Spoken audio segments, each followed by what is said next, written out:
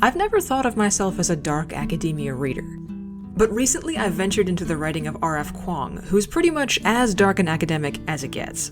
From the sound of her author bio, she's lived her real life in some of the most ivied and venerable universities the world has to offer. I started R.F. Kuang's book Babel, expecting that I wouldn't get too invested in the squabbles of overeducated college students, but now it's a week later, and I've finished the book, my heart has been torn into tiny pieces, and I'm feeling a little bit shell-shocked. So today I'm going to attempt to give myself closure by going back through the book and trying to figure out how exactly R.F. Kuang pulled off such an effective piece of emotional manipulation. And while I do that, I'm going to take this photo of Oxford University, which is where most of the plot of Babel takes place, and I'm going to turn it into a drawing.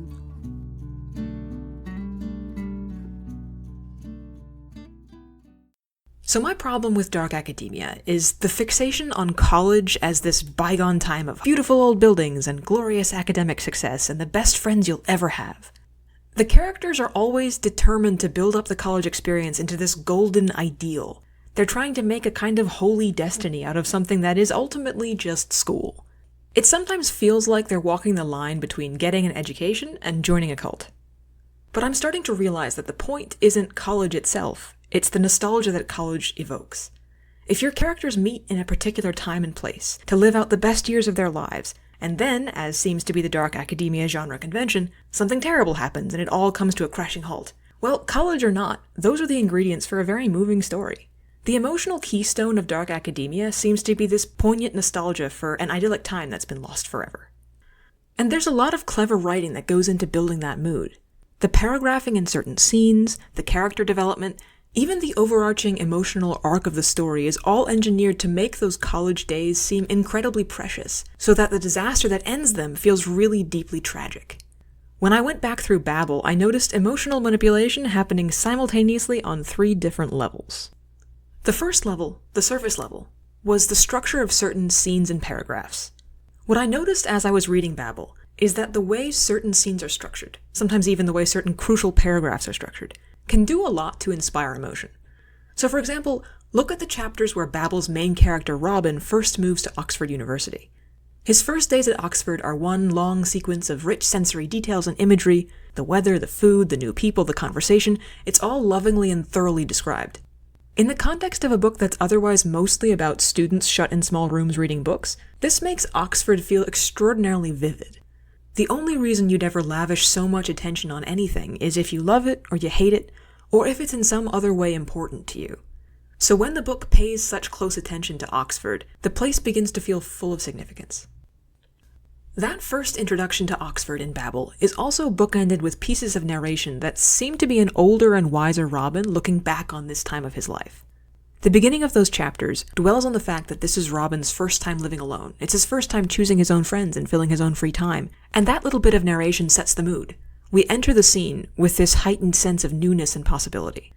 And then the section ends with an ominous kind of flash forward. There are a couple of portentous closing sentences that hint that the happiness Robin is feeling isn't going to last. Those sort of opening and closing statements frame Robin's first experience at college and kind of hold it suspended in amber. It feels special and unique and doomed. Then as the book goes on, another scene-level tactic comes into play.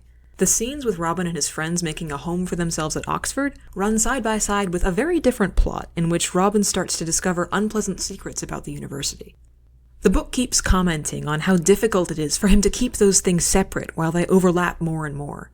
That kind of high-contrast scene structure, where the halcyon college days are juxtaposed with this brewing trouble, that feeds right back into the tension between the beautiful paradise of college and the forces that are gathering to corrupt it. So that's the scene and paragraph level stuff. That's like the surface level. The second level of emotional manipulation happening here is characterization. The main cast of characters in Babel is designed to build this sense of a special place and time and group of people. These are the ideal college friends. They're charismatic and interesting and they have lots of experience in common. It's almost too good to be true. Robin's friends are also all extraordinarily clever. They've studied for years, they've passed competitive entrance exams, they're objectively very gifted students. So when Robin becomes friends with this group, he feels like he's been let into an exclusive society of brilliant and world-changing people. And that sense that Robin is miraculously lucky to meet these people and get to know them is especially intense because he comes from such a deprived and lonely background. The book does go too far with this sometimes. In places, the characters just feel like wind-up toys that have been primed with the events of their pasts and set running on fixed courses they can't change. But the fact is that if you take a character like Robin, who has nothing, and you drop them in a college setting where they have friends and purpose and respect, then of course they're going to love college. And the readers are going to love college as seen through their eyes. When Babel drops all these little hints about how Robin's happiness might not last, it feels almost unbearable, because if he loses what he's gained, that would be heartbreaking. Then on top of the scene and paragraph stuff and the characterization, there's a third level of emotional manipulation, and that has to do with the theme, like the overall meaning of the book. I think the reason Babel delivers such a gut punch is that it's not just Robin's academic aspirations that are at stake here. Oxford isn't just a university for Robin. It's a symbol of the life that he briefly dares to hope for, with fellowship and comfort and time to unravel the mysteries of translation. The crisis that overtakes him, and I won't go into detail, but there's a reason the book's alternate title is The Necessity of Violence. That crisis is more than an external event. It's a blow to Robin's sense of himself and the person he thought he would become.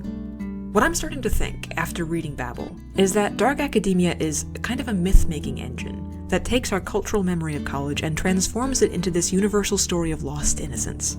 We all go to college, we have our time in paradise, and then we all have to leave and live in the fallen world outside.